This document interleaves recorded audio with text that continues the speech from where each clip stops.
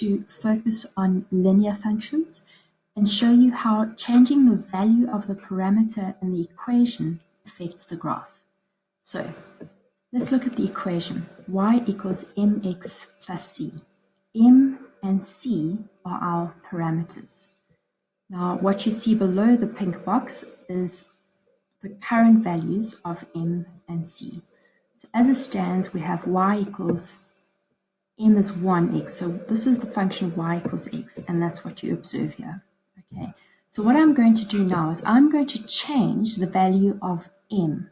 Now m we know is the gradient of the linear function. So observe what happens in the graph as I change the value of m. Okay.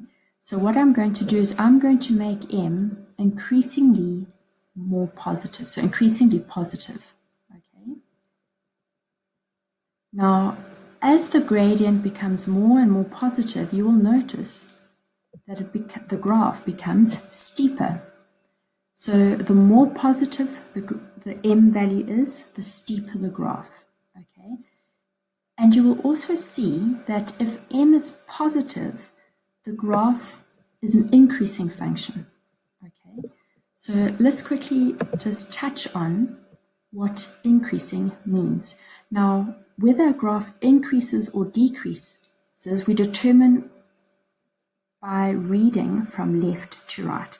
So if I read from left to right, the x values increase. Okay, so I always read from left to right.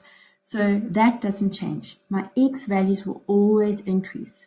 What determines whether the graph is increasing or decreasing is what happens to the y coordinates. Okay, so to see the increasing property, observe what happens to the point B. So as I move up the graph, okay, so as I move from left to right on the x-axis, okay, you will see that the x coordinate increases, but so does the y coordinate. So as x increases, y increases. That means I have an increasing function.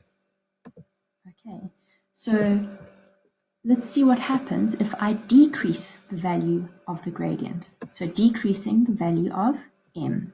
Okay, so the less positive it becomes, the more gradual the gradient, the less steep the gradient. Okay, and then when m is 0, I have a horizontal line.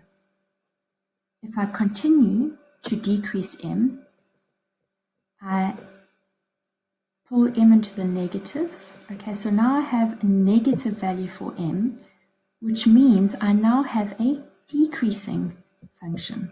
Okay, so let's just observe that. So let's just move our b so we can move from left to right. So reading from left to right, so as the x values increase, observe at the point B what happens to the y coordinates. So moving from left to right along the x-axis, we see that the y coordinates decrease, which means I have a decreasing function. Okay, so when m is negative, I have a decreasing function.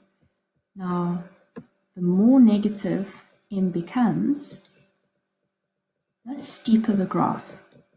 So the further the value of m from 0, the steeper the graph. Okay, you will also notice that my graph wants to become vertical.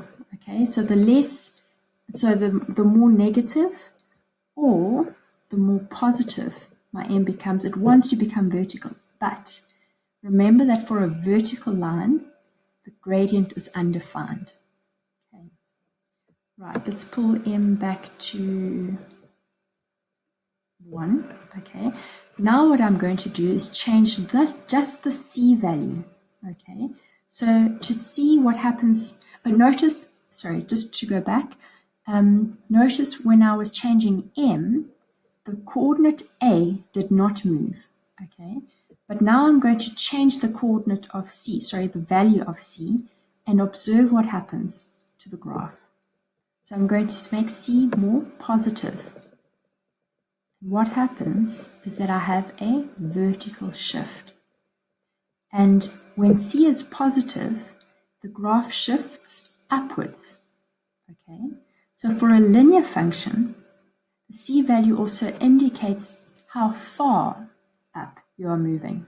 Okay, so you'll see that c is 4, which means shows my a value has shifted up 4 units. Okay, if c becomes less, I'm shifting down. Okay, where c is 0, I'm back to my original position. Where c is negative, I am now shifting down vertically from my original position where a was. Okay, so if c is positive, you shift up. Where c is negative, you are shifting down from the original graph. Okay, notice also that c, the actual c value, is your y-intercept value. Okay, so I'm going to change the values of c again and observe that. So where c is 0, my y-intercept is 0. Where c is 1, the y-intercept is 1. Where c is 3, my y-intercept is 3. So m is the gradient. Where m is positive, my graph is increasing. Where m is negative, the graph is decreasing. C indicates a vertical shift. If c is positive, you have shifted upwards. If c is negative, you have shifted downwards. And c is also my y-intercept, the y-coordinate of the y-intercept.